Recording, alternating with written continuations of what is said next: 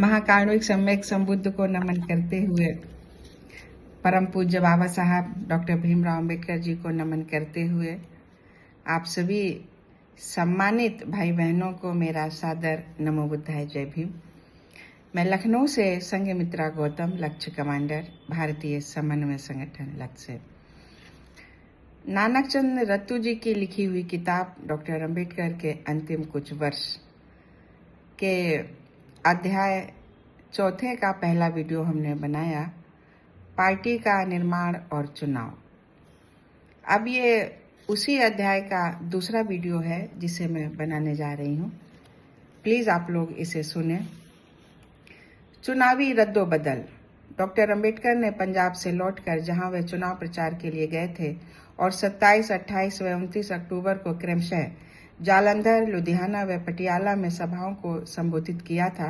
इस अवसर पर लोगों को चेतावनी देते हुए उन्होंने कहा कि पिछड़ी जातियां बराबरी के स्तर पर आने के उनके प्रयास के प्रति सरकार के दुर्व्यवहार व उदासीनता के कारण निराश हैं। संभव है अनुसूचित जाति संघ कम्युनिस्ट व्यवस्था को प्राथमिकता दे दे, जिससे देश के भाग का सितारा ही डूब जाएगा। कश्मीर के संबंध में उन्होंने कहा, जब हम पूरा कश्मीर नहीं बचा सकते तो कम से कम अपने भाई बंधुओं को ही बचा लें। ये तथ्य का खुला विश्लेषण है जिससे इनकार नहीं किया जा सकता। 18 नवंबर 1951 को डॉक्टर अंबेडकर मुंबई आए। बम्बई अनुसूचित जाति संघ और प्रजा सोशलिस्ट पार्टी ने संयुक्त रूप से विक्टोरिया टर्मिनस पर उनका भव्य स्वागत किया गया और उन्हें जुलूस बनाकर सिद्धार्थ कॉलेज ले जाया गया, जो उन दिनों उनका आवास था।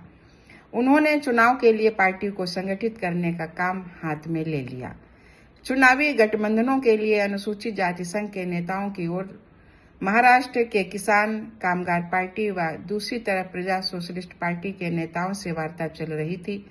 जयप्रकाश नारायण और अशोक मेहता जैसे कई प्रमुख नेताओं ने डॉक्टर अंबेडकर से संपर्क साधा और विपक्ष की नई रणनीति पर चर्चा की। डॉक्टर अंबेडकर के अनुसार किसान कामगार पार्टी मुख्यतः मराठी संगठन था, जो सांप्रदायिक चरित्र का रूसी सिद्धांतों की ओर रुझान लिए हुए था। इस कारण उन्होंने इस पार्टी के साथ चुनावी गठबंधन करने से मना कर दिया। उन्होंने किसान कामगार पार्टी, हिंदू महासभा और जनसंघ को सांप्रदायिक पार्टियां माना। अनुसूचित जाति संघ ने नवंबर 1951 में प्रजा सोशलिस्ट पार्टी के साथ चुनावी गठबंधन कर लिया। उन्होंने लोगों से प्रजा सोशलिस्ट पार्टी के उम्मीदवारों को समर्थन देने की अपील की और कहा कि लोग क्यों ऐसा सोचें कि हमें राजनीति में भी अछूत ही रहना चाहिए। डॉक्टर अंबेडकर ने अनुसूचित जाति संघ व प्रजा सोशलिस्ट पार्टी द्वारा संयुक्त रूप से मुंबई के शिवाजी पार्क, नरे पार्क और चौपाटी में आयोजित कई विशाल चुनावी सभाओं को संबोधित किया। उन्होंने कहा कि कांग्रेस ने अनुसूचित जातियों और पिछड़ी जातियों के कल्याण में कोई रुचि नहीं दिखाई है। 25 नवंबर को शिवाजी पार्क में एकत्र करीब 2 लाख की सभा में उन्होंने जोर देकर कहा कि शासक पार्टी पर नियंत्रण रखने के लिए विपक्ष की अत्यधिक जरूरत है। उन्होंने नेहरू को सोशलिस्ट पार्टी में शामिल होकर देश का नेतृत्व करने की सलाह दी। एक सशक्त विपक्ष की महत्ता पर बल देते हुए डॉक्टर अंबेडकर ने कहा कि किसी भी एक पार्टी को असीमित अधिकार नहीं मिलने चाहिए और यदि ऐसी स्थिति आ ही रही हो तो लोगों के लिए मौन व तटस्थ रहना बुरी बात होगी। सोशलिस्ट पार्टी और अनुसूचित जाति संघ स्वतंत्रता व समानता के लोकतांत्रिक समाजवाद के लिए चुनाव लड़ रहे थे। उन्होंने सोचा कि हालांकि वे सरकार बनाने में सफल नहीं होंगे, पर एक सशक्त विपक्ष बनाने में अवश्य सफल होंगे। उन्होंने कहा, संख्या से कोई मतलब नहीं, विपक्ष की गुणवत्ता ही महत्वपूर्ण है। उन्होंने लोगों से अपील की कि यदि वे सोशलिस्ट और संघ के सभी उम्मीदवारों को नहीं जितवा सकते तो इसमें से सर्वोत्तम लोगों को ही जिताएं ताकि विपक्ष श्रेष्ठ कोटि का बने। सशक्त विपक्ष की आवश्यकता पर और अधिक जोर देते हुए उन्होंने कांग्रेस से कहा कि वे अन्य पार्टियों को विपक्षी पार्टियों की तरह काम करने दें और लोगों की राजनीतिक आवाज पर अंकुश न लगाएं। उन्होंने धनी वर्ग को सचेत किया कि वे कांग्रेस पार्टी को चंदा न दें। सोशलिस्ट पार्टी के सचिव अशोक मेहता ने चौपाटी पर एक चुनावी सभा को संबोधित करते हुए कहा कि पार्टी ने अनुसूचित जाति संघ से गठबंधन कर एक नई शक्ति पैदा की है। इसी सभा में डॉक्टर अंबेडकर ने कहा कि यह गठबंधन मुख्यतः कांग्रेस का विरोध करने के लिए हुआ है। अन्य राज्यों के अतिरिक्त अनुसूचित जाति संघ ने मुंबई विधानसभा की 27 आरक्षित और 20 सामान्य सीटों से चुनाव लड़ा। पंजाब में राज्यसभा के लिए 3 तथा विधानसभा के लिए 21 सीटें आरक्षित थीं।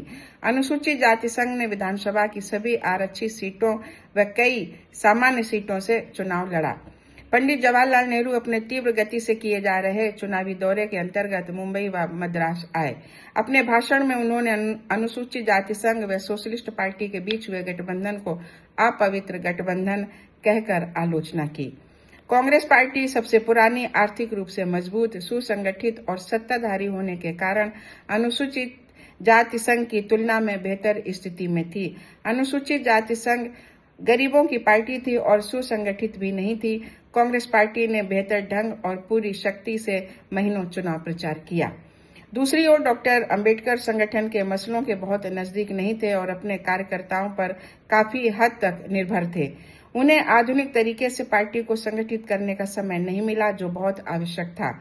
इसके अलावा वायसराय की कार्यकारिणी में लेबर मेंबर व बाद में स्वतंत्र भारत के विधि मंत्री होने के कारण उन्हें ज्यादातर दिल्ली में ही रहना पड़ता था।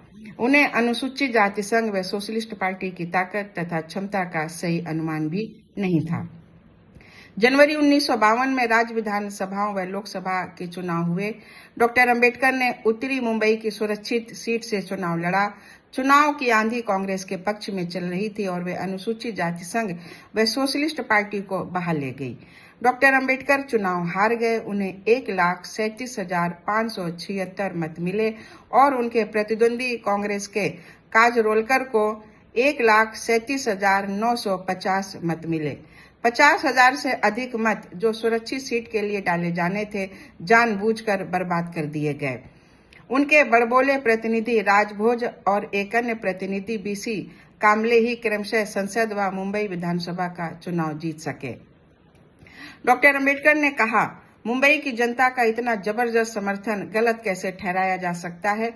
ये वास्तव में चुनाव आयुक्त की जांच का विषय है। सोशलिस्ट नेता जयप्रकाश नारायण भी ये समझने में असमर्थ रहे कि इतनी बुरी हार होगी, क्योंकि मुंबई में सोशलिस्टों को जबरदस्त समर्थन मिल रहा था। मार्च 1952 के मध्य डॉक्टर अंबेडकर ने स्टेट काउंसिल में मुंबई को आवंटित 17 सीटों में से एक पर अपना पर्चा दाखिल किया। महीने के अंत में वे यहां से निर्वाचित घोषित हुए। मई 1954 में लोकसभा के लिए उपचुनाव में वे फिर खड़े हुए, पर पुनः चुनाव हार गए। 1952 के आम चुनाव में पूरी तरह बिखर जाने से उनका मोह भंग हो गया। उन्होंने महसूस किया कि किसी भी दल का जिनका ग्रामीण क्षेत्रों में समर्थन नहीं है, कोई भविष्य नहीं है। संघ की हार से डॉक्टर अंबेडकर जरा भी हताश नहीं हुए। वे ऐसे व्यक्ति नहीं थे जो इस स्थिति को स्वीकार कर लें और पड़े रहें। वे इसके लिए तैयार थे और इसे खेल भावना से स्वीकार किया। उन्होंने संघ छोड़ने वालों की खबर ली और जो इसमें थे उन्हें आगाह किया कि पूरे मनोयोग से कार्य करें, क्योंकि अब उन पर और अधिक उत्तरदायित्व आ गया है। अपने 3 विभिन्न संदेशों में उन्होंने कहा, 1. अनुसूचित जाति संघ पिछला आम चुनाव हार गया। इसके फलस्वरूप कुछ लोग इसे छोड़कर चले गए, कुछ लोगों का इस पर से विश्वास उठ गया। मैं इस पराजित मानसिकता का साथ नहीं दे सकता। चुनाव में सीटें जीतना संघ का आदर्श नहीं है। सीटें जीतना संघ के लक्ष्य का साधन मात्र है। लक्ष्य तो उन लोगों की सेवा करना है जिनके लिए संघ की स्थापना की गई है। जब तक समस्याएं रहेंगी, किसी न किसी रूप में ये संघ भी रहेगा। संघ की हार स्वागत योग्य है, ऐसा इसलिए कि इसकी हार ने उन अत्यधिक अवांछित तत्वों को निकाल बाहर किया जो संघ में घुस आए थे, जो संघ में हैं। अब उन पर और बड़ी जिम्मेदारी आ पड़ी है। उनके लिए मेरा संदेश है कि हार के बाद संघ मौसम की मार खाया दिख सकता है, पर यह निश्चित है कि इसकी जड़ें सूखी नहीं है। दूसरा, संघ चुनाव में कई बार हारा है। लगता है कि लोग सोचते हैं कि संघ कोई चीज नहीं है जिसके बारे में सोचा भी जाए, पर हम जो संघ के लोग हैं अपना पृथक विचार रखते हैं। हमें हार सहनी पड़ी क्योंकि हम अपने सिद्धांतों पर अटल हैं। हम बिकाऊ नहीं हैं और ना ही एक से दूसरी पार्टी में चक्कर लगाते हैं। हम स्वयं पर दृढ़ प्रतिज्ञ हैं। हम खुद अपने पैरों पर खड़े हुए हैं और हमेशा अपने पैरों पर खड़े रहेंगे। 3. अनुसूचित जाति संघ को कोई पसंद नहीं करता। ये जानना जरूरी है कि ऐसा क्यों है। संघ को इसलिए नापसंद किया जाता है क्योंकि ये संघर्ष के लिए उठ खड़े हुए लड़ाकुओं का निकाय है।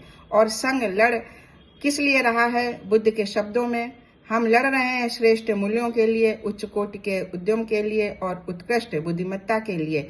इन्हीं चीजों के लिए हम लड़ाई ठानते हैं, इसीलिए हम योद्धा हैं। संघ के प्रति जो नापसंदगी है उसे हताश होने या घबराने की कोई जरूरत नहीं है।